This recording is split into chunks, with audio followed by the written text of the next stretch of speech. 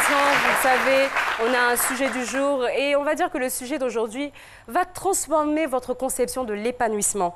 Le thème qui a été retenu pour ce jour est le suivant. Atteint d'une surdité sévère, je suis un blogueur sans complexe. Notre invité du jour va rentrer d'une minute à l'autre, mais je vous demande de regarder cet élément de Ange pour la présentation de notre invité.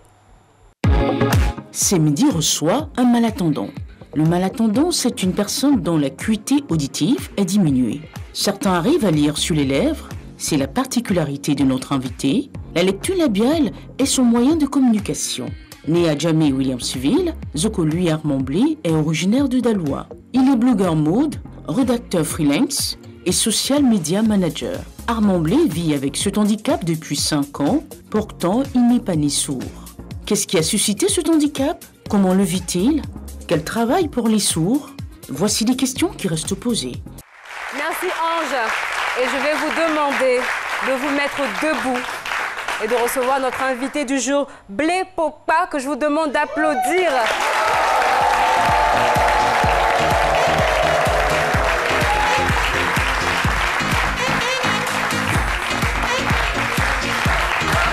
Bonjour Blé.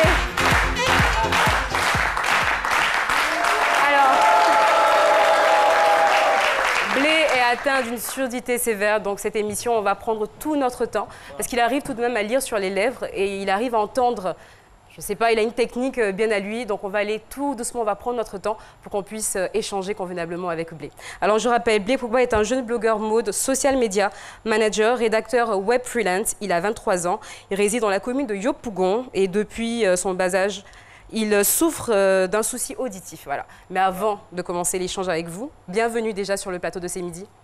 Bienvenue sur le plateau de C'est Midi. Oh, merci beaucoup. Voilà. Alors Blé, depuis tout petit, vous allez avoir des problèmes pour entendre. Mais à l'âge de 17 ans, quelque chose va se produire et cette chose va transformer votre vie. Mais avant, je voudrais savoir quel genre d'enfant vous étiez.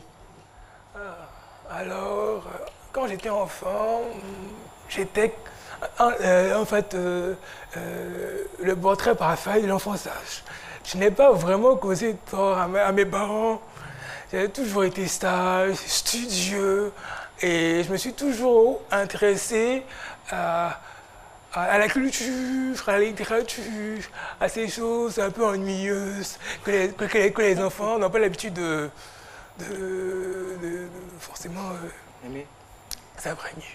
Donc en gros, j'étais assez studieux, je restais à la maison auprès de ma mère, je lisais, je regardais la télévision. J'étais un peu dans ma bulle. D'accord. Vous étiez réservé? Réservé? Les enfants. Vous étiez réservé quand vous étiez petit? Oui, je suis toujours d'ailleurs. D'accord. Voilà. Okay. C'est un peu ça. Et la musique, vous aimez écouter de la musique? Est-ce que j'aime écouter la musique? Oui. J'adore la musique. Ça a été la chose la plus difficile en fait à assumer lorsque j'ai perdu mon audition. Parce qu'il y a certains artistes que je ne pouvais plus facilement écouter. Okay. Mais j'arrive tout de même à écouter la musique. Ok. Justement, on va revenir à vos 17 ans. À vos 17 ans, oui. Qu'est-ce qui s'est passé à 17 ans? Alors, à mes 17 ans, en fait, on sortait un peu de la crise post-électorale. On était un peu déplacés en fait, de guerre, si vous voulez. Donc, on avait quitté Abobo, ma famille et moi, pour venir à Yopougon, rejoindre la famille. Et la grande famille, la famille élargie en fait. Donc, on était là. Pendant plusieurs mois, il y a eu les événements. Quand ça s'est arrêté, il fallait que je retourne à l'école. Donc, à la rentrée, ma mère a cherché à savoir ce dont j'avais besoin pour entamer ma scolarité, la liste des fournitures. Donc, elle me posait à chaque fois la question. Mais moi, je n'arrivais pas véritablement à comprendre. Ça s'est passé un matin. Sans que je ne demande, sans que je ne sache comment est-ce que ça s'est arrivé en fait. J'étais, comment on dit? Un peu comme dans le noir. Dépassé par l'événement. D'accord. Parce qu'il venait d'arriver en fait. Je ne savais pas comment l'expliquer du tout. Ma mère a pensé qu'en fait, j'étais en train de plaisanter. Mais en fait, non. Pour moi, ce n'est pas du tout une blague. Tout le monde dans la maison me disait, mais le mec, il est en train de se foutre notre gueule. Alors que non, en fait, c'est pas ce jeu. D'accord. Alors, comment vous vous sentez? Vous qui étiez, c'est vrai, un enfant réservé, mais vous aviez une vie, entre guillemets, normale. Comment vous êtes senti quand vous vous êtes rendu compte que vous n'entendiez plus? Comment? Comment vous vous êtes senti quand vous vous êtes rendu compte que vous n'entendiez plus? Comment je me suis sorti? En fait, il y a eu plusieurs phases. Déjà, il y a la phase de déni. La phase où je n'arrivais pas vraiment à accepter ce handicap. C'était assez difficile. C'était nouveau pour moi. Parce que c'est vrai que j'ai toujours eu un petit souci d'audition. Un petit souci, mais c'était vraiment minime par rapport à ce que je venais d'avoir en fait avec moi là, ce nouvel ami. C'était totalement, c'était compliqué en fait. Donc j'étais là à la phase de déni et ensuite il y a eu la phase de dépression. La phase de dépression où j'étais vraiment déprimé. En même temps, j'avais commencé les cours, mais je n'étais pas vraiment préparé mentalement à affronter ça. C'était difficile. D'accord. Alors, 3 mois après, j'ai quitté l'école. D'accord. Alors j'imagine... Maintenant, par rapport à comment est-ce que je suis parvenu à accepter le handicap... Non, avant ça, D'accord, avant ça. j'imagine que vous êtes allé voir un docteur. Oui, on a été voir le docteur. Plusieurs fois, je crois. Mais là-bas, on m'a déclaré sourd. J'étais là, mais je ne suis pas sourd. J'arrive à entendre, mais je n'arrive pas à tout comprendre. Je ne suis pas sourd, en fait. Quand les résultats, les audiogrammes sont sortis, j'étais un peu largué. C'était marqué sur les feuilles, surdité sévère. Là, je n'étais pas totalement, comment dire, d'accord avec les résultats. Mais on a dû refaire et le même résultat à chaque fois. Donc, alors, moi j'ai une question particulière. Vous me dites que le médecin, sinon les médecins disent que vous êtes sourd. D'accord? Comment vous faites pour m'entendre? Est-ce que vous m'entendez ou est-ce que vous lisez sur mes lèvres? Comment est-ce que je fais pour vous entendre? Oui. C'est assez simple. Je vais expliquer. Mon audition, en ce moment, est sélective. D'accord. Il m'arrive d'entendre quand certaines personnes me parlent. Et il m'arrive de ne rien comprendre du tout. Là, en ce moment, avec vous, Jessica, j'arrive à vous comprendre parce que vous parlez à un débit assez contrôlé. Votre voix est posée et vous articulez mot par mot. Donc, ça fonctionne facilement. J'arrive à Excusez-moi. Voilà. Oui. Donc, tout ce que moi j'ai dit au début de cette émission, vous n'avez rien compris du tout. Je ne comprends pas tout ce que tu as dit. Une question. Oui. Il ne va pas comprendre. Pose à Jessica. Attendez. Comment vos parents ils réagissent après que les médecins leur donnent vos résultats? Vos parents. Comment ils réagissent? Comment je dirais? Comment vos parents? Comment mes parents réagissent après les résultats? Comment mes parents réagissent après? Je dirais qu'ils se sont sentis mal pour moi. Parce que c'était difficile quand même. J'ai déjà un petit souci auditif. Il y a un souci qui n'arrivait pas vraiment à contrôler. Et là, ça s'aggrave. D'une part, je sais qu'il se sentait vraiment impuissant. Il ne savait pas quel mot coller là-dessus. Comment me motiver, me redonner goût à la vie et tout. C'est assez difficile un peu pour... Non, mais justement, pour parler de ça, il y a la mère de Blé qui est là. Maman, levez-vous, on va vous applaudir. Parce que ce n'est pas évident. Et je vais vous demander de nous expliquer comment vous vous êtes senti et comment ça a été de le gérer au quotidien. Vraiment, c'était pas facile. Parce que ton fils, à l'école, il était brillant. Et du coup, il est devenu sourd, il n'entend pas. Quand on lui parle, au début, on pensait que c'était faisait exprès. Et à la longue, on a senti que vraiment, c'est pas bon. C'était pas bon. À ce moment, son papa vivait, c'est du vivant de son papa. Vraiment, nous deux, on n'a pas pu supporter.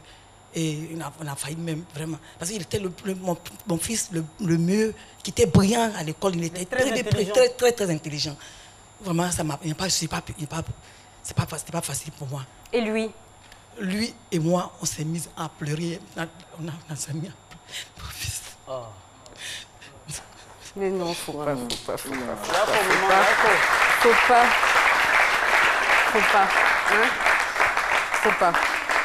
D'accord? Ça va aller. Il est fort. Il est plus fort que ce que vous pouvez imaginer. D'accord? Mais alors, Blé, il a des sœurs, il a des frères. Comment est-ce que ça se passait avec les frères et sœurs à la maison? Au début, c'était pas facile. Quand il faisait des histoires, parce qu'il déprimait, les gens se moquaient de lui, ses frères, mais quand il parlait, ils se mettent à rire. Pour eux aussi, ils se moquaient de lui. Donc, c'est moi seul qui le comprenais. C'est moi seul qui pouvais le calmer, c'est moi seul qui pouvait faire des choses. Sinon, de nature, il est calme, il n'est pas un enfant qui est chose baba. D'accord. Ok. Merci beaucoup, maman. Merci. Je veux dire à maman que, maman, faut pas encore... Blé, il est heureux aujourd'hui. Il est heureux. Là où il est assis, Drogba c'est assis là. Ah oui, quand même. Oui, Drogba c'est assis là. Et récemment, on a reçu le ministre de l'artisanat. C'est la même place où le ministre était assis. Donc, il est au même niveau que ces derniers-là. Aujourd'hui, il dit il est sans complexe, faut pas encore. C'est bon, il est bien. Mais pour vous faire plaisir, il faut que j'arrive quand même à poser une question à Blé pour qu'il comprenne quand même. Parce qu'il a dit qu'il n'a rien compris dans ce que j'ai dit. Blé, ça vous fait mal, hein? Non, ça me fait mal. Il dit, vous articulez. Donc nous, on n'articule pas. Ah bon, déjà, rapprochez-vous et essayez d'articuler, non. C'est comme vous êtes bis articulé, nous on a les bis beaucoup là. Rapprochez-vous et essayez. Voilà, essayez. Blé, je veux juste savoir. Alors, comment êtes-vous aujourd'hui? Parce qu'on a vu maman en pleurs. Comment êtes-vous arrivé aujourd'hui à surmonter cette situation de surdité sévère? C'est bon, ça passe? Ok, d'accord.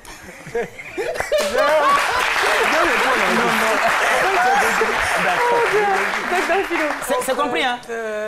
C'est vraiment une longue histoire. Je ne sais pas si j'aurais eu assez de temps pour la raconter. Mais d'ailleurs, déjà, je pense...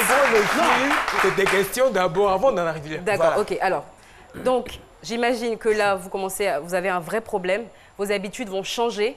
À l'école, comment ça se passait? À l'école, comment ça se passait? D'une part, j'ai reçu le soutien de certains camarades de classe. Ils voulaient m'aider un peu à m'adapter à ma nouvelle condition. Ils ne savaient pas en fait que j'avais ce nouveau truc avec moi, ce handicap. Non, je n'en ai parlé à personne. Donc, ils m'aidaient un peu par rapport aux cours. Souvent, il fallait que je recopie. En fait, pendant que le professeur, comment dire, dictait les cours, donc je devais recopier sur mes voisins. Et souvent, il me tapait tout doucement pour me dire qu'il y avait une telle situation où le professeur, par exemple, devait faire une interrogation, un devoir, etc. etc. Il m'aidait. Mais en même temps, il y avait le petit côté espiègle.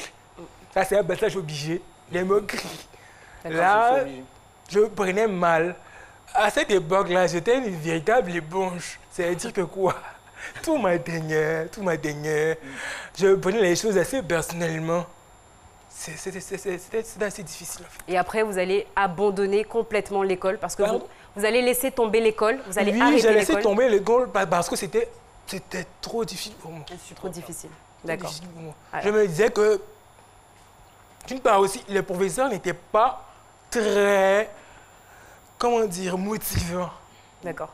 Pour eux, c'est pas un truc bien grave. Donc, ils se focus sur les gens, enfin, les gens normaux, les entendants. Voilà, okay. C'est comme ça. Alors, Blé a arrêté ses cours, mais que s'est-il passé après? Alors, Blé, vous avez quitté l'école. Il n'y a plus d'école, c'est fini. Qu'est-ce que vous faisiez à la maison? Après l'école, quand vous avez arrêté l'école, qu'est-ce que vous faisiez de vos journées? En fait, quand j'ai arrêté les cours, j'ai passé un long moment à regarder les lieux de la maison. Je ne savais vraiment pas quoi faire de ma vie. J'étais vraiment perdu. J'avais besoin d'être motivé, de trouver un réel sens à ce que je voulais faire. Donc, vu qu'on venait d'aménager à Yopougon, il y avait beaucoup de cartons dans la maison. Et je déballais souvent les cartons et je tombais sur des livres ou sur des cahiers. C'est à partir de là que je me suis remis à la lecture. Les livres appartenaient à mon père. Donc j'ai lu pas mal de livres, pas mal de bouquins. J'ai renoué avec la littérature africaine. Donc ça m'a beaucoup aidé. À partir de là, j'ai commencé à écrire mes propres histoires. Ça m'a permis de vivre 1000 vies. Et dans la même période, j'ai découvert aussi la blogosphère ivoirienne. Il y avait un site, 225 nouvelles, qui a été lancé par la blogueuse Didi. Et elle me donnait la possibilité de poster mes nouvelles que j'écrivais là-bas. C'était génial. Là-bas, je postais toutes les histoires que j'écrivais.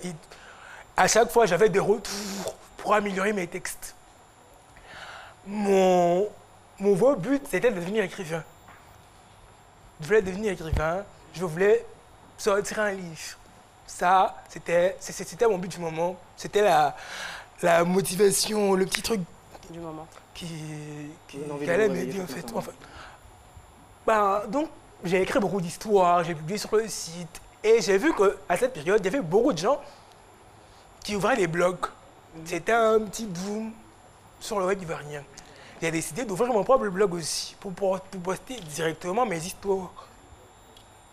Et pour pouvoir avoir des retours en temps réel. Parce que ça prenait aussi du temps à valider sur le site de Guény. Donc j'avais mon propre site. J'ai publié les nouvelles. Et j'ai aussi réfléchi. Bon, je ne vais pas passer mon temps à publier que des nouvelles. Et si je parlais de tout et de rien, comme le font Karel Yoku, Ophélie Talmas, la plupart des blogueurs, les blogueuses populaires de l'école en fait.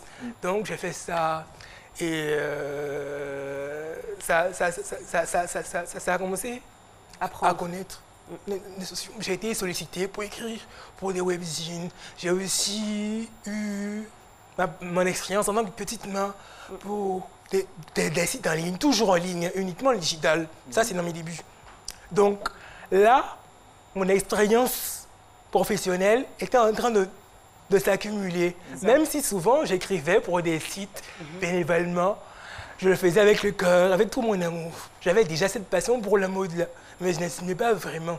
À chaque fois que je voulais dire à quelqu'un, bon, je veux bosser dans la mode, toi, tu veux bosser dans la mode, il y avait déjà une petite rengaine, des gens qui ne sont pas forcément favorables à la chose, qui se disent que bosser pour la mode, ça ne rapporte pas, il n'y a pas d'argent, il n'y a rien. Faut chercher un vrai travail, en fait.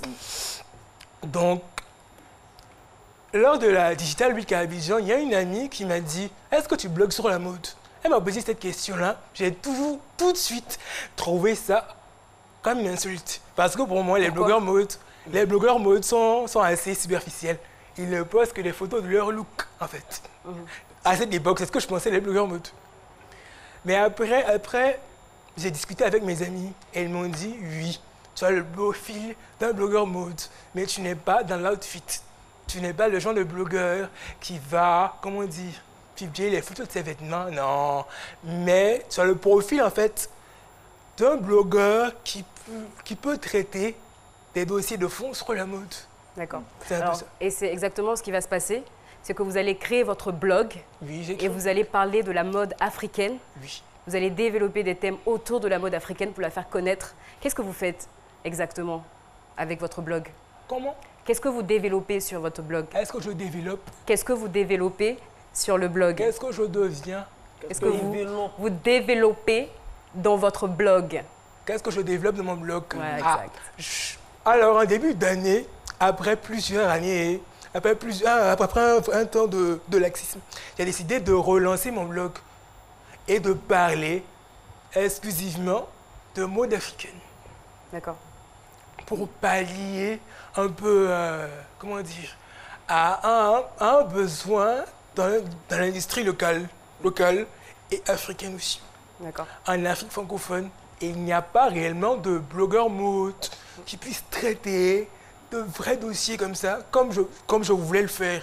Donc je me suis dit, il faudrait que je le fasse. Il faudrait que je parle des dernières collections de créateurs, des dernières Fashion Week africaines, enfin, un peu...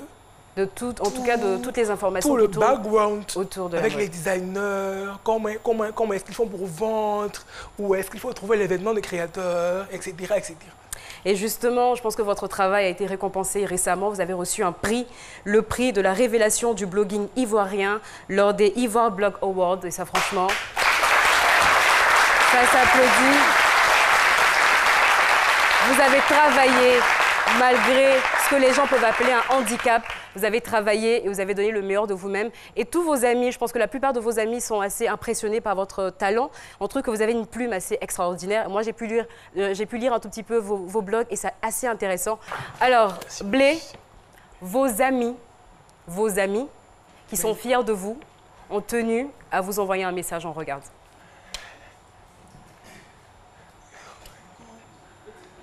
Tu es quelqu'un de merveilleux, de joyeux, de créatif, mais surtout d'intelligent qui ne baisse pas les bras. Je t'encourage, je suis fier et content d'être un de tes amis. Continue d'être toi, continue de croire en toi, continue d'être ce garçon formidable, ce gars qui se bat pour montrer qu'il a quelque chose dans le coffre, même s'il n'a pas les diplômes qu'il faut. Continue comme ça. La mode ivoirienne a besoin de toi, la mode africaine a besoin des gens comme toi. Hello Blé, je ne sais pas parler le langage des signes, mais mon cœur peut parler. Écoute, je suis très fière de toi. Je t'aime beaucoup, beaucoup, beaucoup, beaucoup. Je te souhaite beaucoup de courage aussi. Gros bisous. Continue comme ça.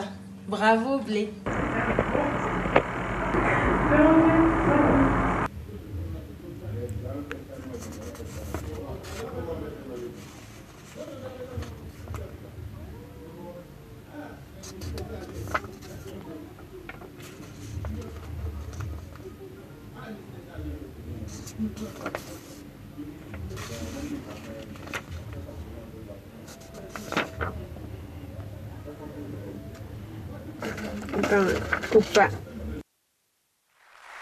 Alors je vois que Blé, beaucoup d'émotions. Entre-temps, le sage, vous avez une question? Oui. Je voudrais que M. Blé nous parle un peu de ses ambitions. Alors, Blé, on est quasiment à la fin.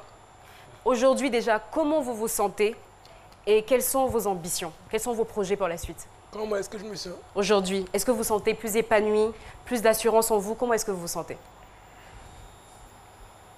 De 2012 à maintenant, je pourrais dire que j'ai connu le désert. Excusez-moi. Allez-y. J'ai connu mon désert. Mais maintenant, j'ai beaucoup plus confiance en moi. Je suis une personne beaucoup plus forte de ce handicap. Ce n'est plus vraiment une faiblesse. C'est quelque chose que Enfin, ça fait partie de mon identité en fait. Et j'ai compris aussi que je pensais à chaque fois être limité par ce handicap. En fait, non. Car justement, la limite, en fait, c'est la pensée. C'est ça. D'accord. Bravo.